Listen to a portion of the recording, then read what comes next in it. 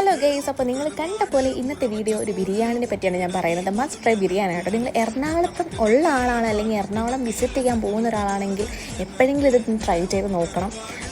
എനിക്ക് ഭയങ്കര ഇഷ്ടമുള്ള ബിരിയാണിയാണ്. മാഞ്ഞാലി ബിരിയാണിനെ പറ്റിയാണ് ഞാൻ പറഞ്ഞിരിക്കുന്നത് കേട്ടോ. മാഞ്ഞാലി ആക്ച്വലി നമ്മുടെ അടുത്തുള്ളൊരു സ്ഥലമാണ്.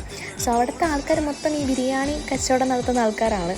ബിരിയാണിയാണ് അവിടുത്തെ മെയിൻ സാധനം എന്ന് പറയുന്നത് തന്നെ. അപ്പോൾ ഞാൻ ഈ കാണിച്ചത് വേറെ ഒന്നുമല്ല, ഇത് രാത്രി ഒരു 10 മണിയൊക്കെ ആവാറായിട്ടുണ്ടാവും. അപ്പോൾ നമ്മൾ ബിരിയാണി കിട്ടോ ഇല്ലയോ എന്നുള്ളൊരു പോക്കിലായിരുന്നു. പക്ഷേ ബിരിയാണി കിട്ടി കേസ്. ആ ഒരു ആർഭാദത്തോടെ നിങ്ങളത് കണ്ടത്. അപ്പോൾ ഇതാണ് നമ്മുടെ ബിരിയാണി ഉണ്ട്, കച്ചമ്പറുണ്ട്. കച്ചമ്പർ മീൻസ് സാലഡ് ഉണ്ട്.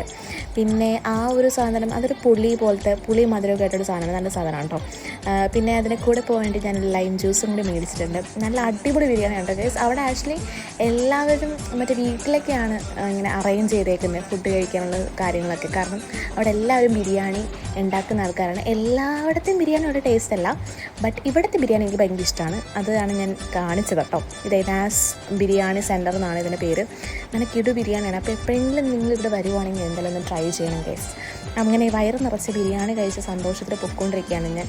ഇത് ചെറിയൊരു കുഞ്ഞു വ്ലോഗാണ്. ഞാൻ പെട്ടെന്ന് തീരുമാനിച്ച് ബിരിയാണി കഴിക്കാൻ പോയതാണ്. ഒരു 10 മണിയൊക്കെ ആയിട്ടുണ്ടാവും ഇപ്പോൾ ഏകദേശം. അപ്പോൾ ഇന്നത്തെ വ്ലോഗ് ഇത്രേ ഉള്ളൂ. അപ്പോൾ എല്ലാവർക്കും വീഡിയോ ഇഷ്ടപ്പെട്ടെന്ന് വിചാരിക്കുന്ന എല്ലാവരും സബ്സ്ക്രൈബ് ചെയ്യുക. ബൈ.